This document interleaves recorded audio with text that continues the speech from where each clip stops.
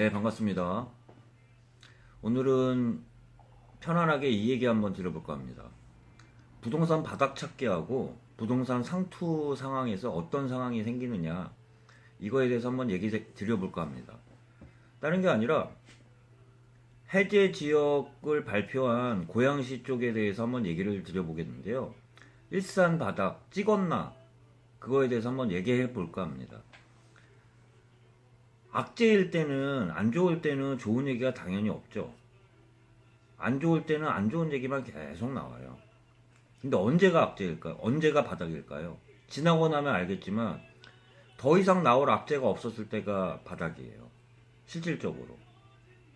근데 지금 제가 이 얘기를 드리는 거는 조정지역 해제가 발표되는 순간 더 이상 나올 악재가 없다고 보고, 더 이상 악재가 없었을 때는 그때 바닥이라고 생각하는데요. 그러려고 그러면 제가 말씀드린 것은 바로 전 그 영상도 참고해 보시면 많이 나오다시피 추세도 중요하지만 거래량이 되게 중요하다고 그랬잖아요.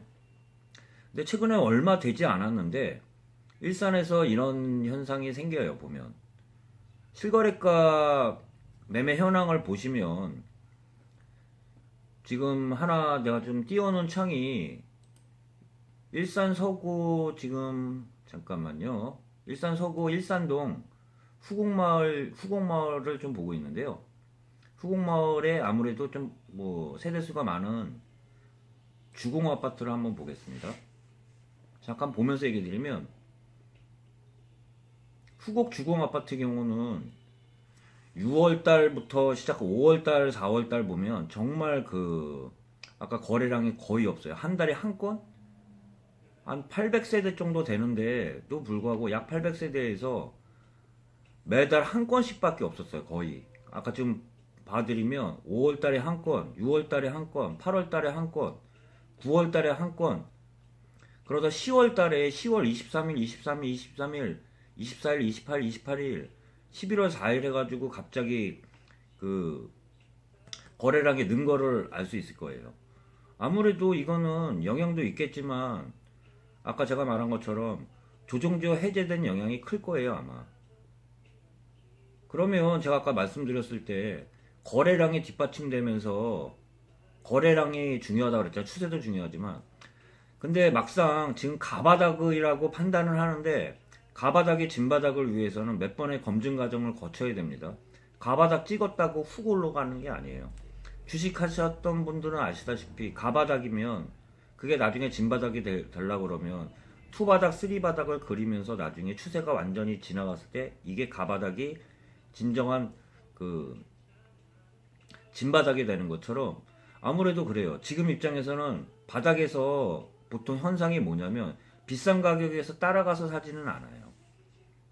무슨 말이냐면 주포들이 물량 뺏기라고 하시잖아요. 보면 던지는 가격들을 지금 계속 이렇게 모아야 될 거 아니에요. 지금 모으는 시기라고 보는데 그 수령 기간은 아무래도 길 수는 있어요. 그렇지만 지금 나중에 지나봐야지 지금 가바닥이라고 제가 말씀드린 게 진바닥이 되겠지만, 지금 지금 제가 판단하기에는 지금 일산부동산 바닥 찍었나 가바닥은 찍은 것 같아요. 제가 입장에서는 봤을 때. 근데 아까 제가 지금 잠깐 말씀드린 것처럼 가바닥이 진바닥이 되려고 그러면 아직 시간은 많이 필요합니다.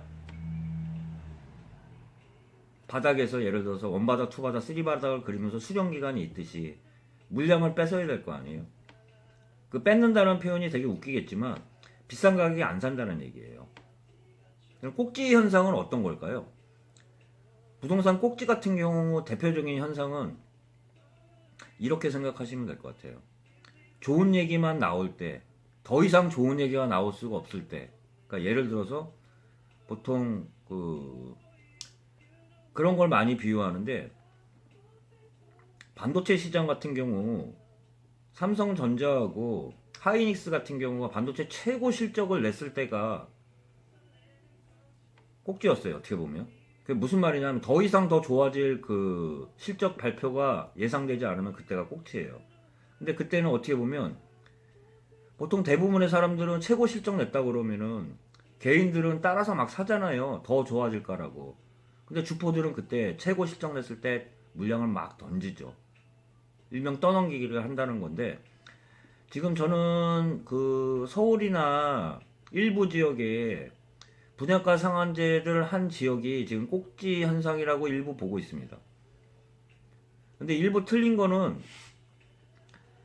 아까 말한 것처럼 거래량이 뒷받침이 돼야 되는데 거래량이 거의 보이지는 않아요. 그렇게 많지는 않다는 건데, 제가 이 얘기를 드린 거는 뭐 10가지면 10가지가 다 맞지는 않겠지만 일분적으로 제 그 개인 의견을 드리면 더 이상 좋아질 내용이 없어요.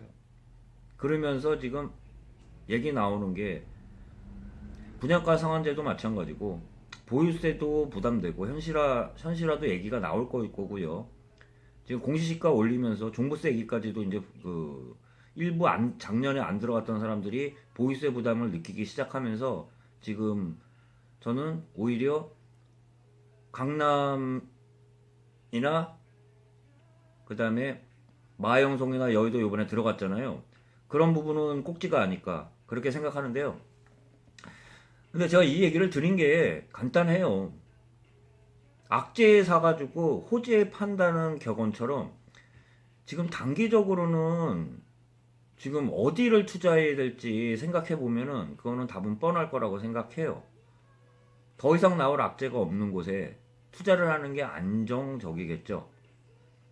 내가 무슨 뭐 단타를 하는 입장이면 쫓아가면서 사고 올라갈 때 사고 내려갈 때 빨리 팔 수 있다면은 당연히 단타쟁이들은 그렇게 하겠지만 부동산이 세금이라는 문제가 크기 때문에 단타할 수 있는 시장이 아니에요. 부동산은 주식과 틀리게끔.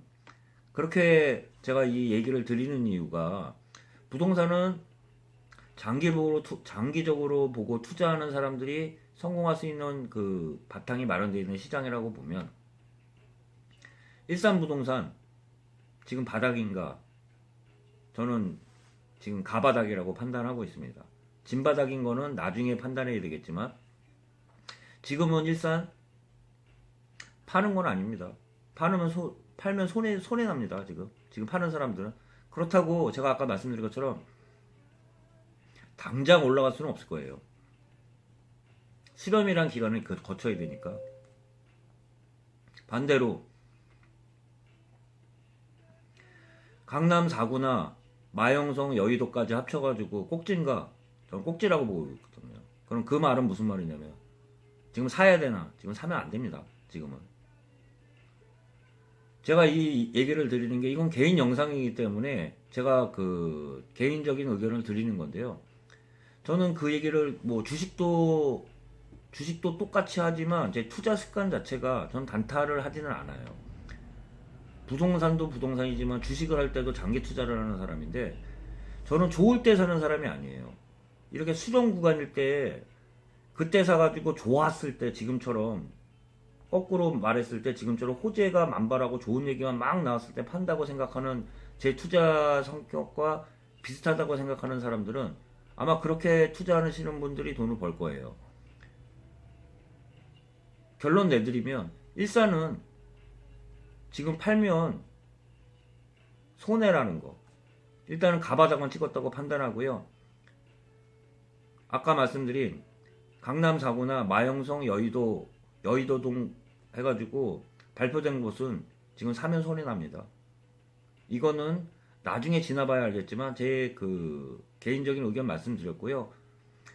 이 말씀처럼 바닥 찾기, 꼭지 찾기는 쉬운 건 아니에요. 솔직히 말씀드렸어요. 그래서 일반적인 그때의 상황을 설명을 드렸는데 그거를 참고를 하시고 본인의 습관에 맞게끔 투자 습관대로 꼭 확립하시고 본인만의 판단 기준으로 하시되 제 의견을 참고하실 거를 참고하셨으면 좋겠다는 생각에 영상 찍었습니다. 예, 편히 쉬시고요.